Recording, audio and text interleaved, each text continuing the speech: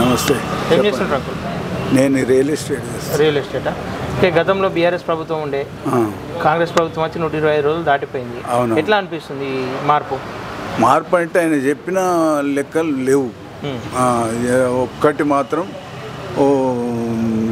లేడీస్కు ఉచిత బస్సుదే కనపడుతుంది.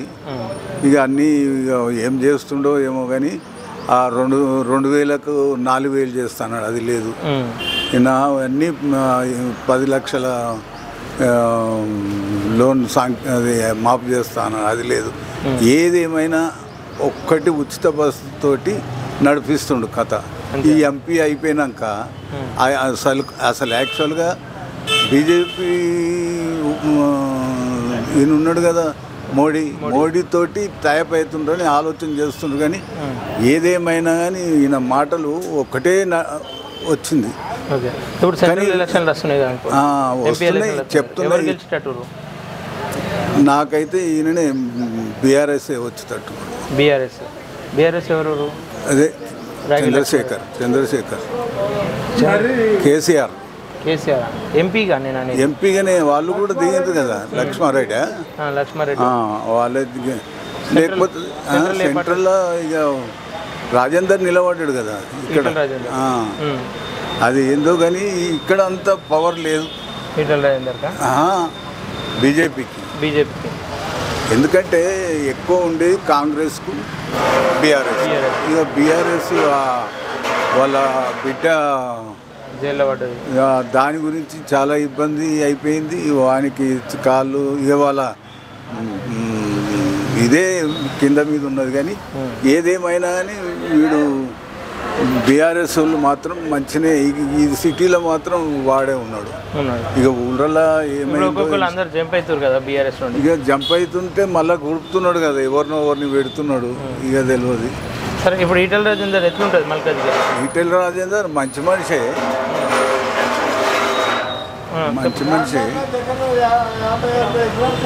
ఇక కబ్జా ఇగో ఎవడుకుంటాడు, అందరూ అసుంటోలే. ఇప్పుడు అందరూ అసుంటోలే. ఇంట్లోకి దిగినోడు ఎవడు సక్కనోడు కాదు. వీడు ఎక్కువ చేస్తుండు, వీడు చేసిండు.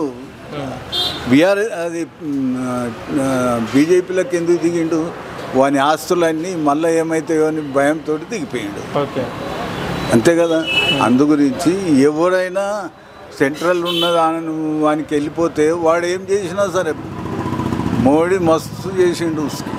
చేస్తే వాళ్ళ ప్రభుత్వం ఉన్నది కనుక ఏం చేయలేకుండా అయిపోతుంది.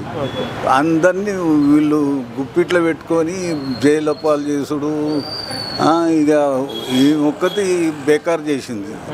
ఆ కవితతోటి ఇబ్బంది బాగా వచ్చేసింది. మళ్ళా దీంతో కూడా వచ్చింది, ఏది కాళేశ్వరం గురించి. నాకైతే పంటల గురించి కానీ, ఏ దాని గురించి కానీ, డెవలప్మెంట్ గురించి కానీ కేటీఆర్ ఉన్నప్పుడు ఒక్క రిమార్క్ రాలేదు. వీడి చేయలేదు, అది చేయలేదు. ఇక ఇవన్నీ స్కామ్లు ఏం చేసిండో మనకు తెలియదు. తర్వాత ఆ మాటలు ఈ మాటలు వీళ్ళు అంటుండ్రా, వీళ్ళు కావాలంటుండ్రా. ఇప్పుడు అదొకటి ఉన్నది. ఇంకొకటి ఏంది, మన ఇది ఉన్నది కదా, పోలీస్ ఏదో అంటారు దాన్ని, ట్యాపింగ్ గురించి వీళ్ళు ఏదన్నా చేపించుకొని ఎంక్వైరీ చేసుకుని ఈయన అంటుండు టీఆర్ఎస్. ఆయన చేపిస్తా నేను రేవంత్ రెడ్డి ఆ మాటలు అంటుండు, వీళ్ళు అంటుండ్రు. కానీ సరే, ఈ లోకల్ రాజకీయాలు పక్కన పెడితే సెంట్రల్లో బీజేపీ వస్తారు, కాంగ్రెస్ వస్తారు? బీజేపీ వస్తుంది. బీజేపీ అది పక్క. ఈ ఇంట్లో మల్కాజ్గిరిలో ఎవరు గెలుస్తారు? మల్కాజ్గిరిలో ఎవరు నిలబడ్డారు? ఆయనే కదా, మన లక్ష్మారెడ్డి నిలబడ్డాడు, సునీత మహేందర్ రెడ్డి నిలబడ్డాడు, అట్లనే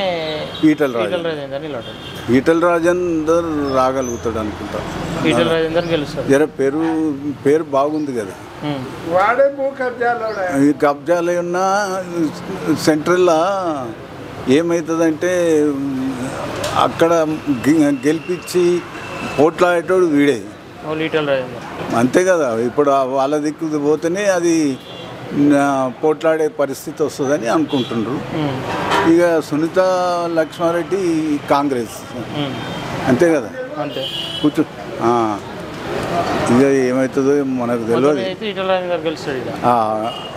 ఆ తర్వాత బీఆర్ఎస్.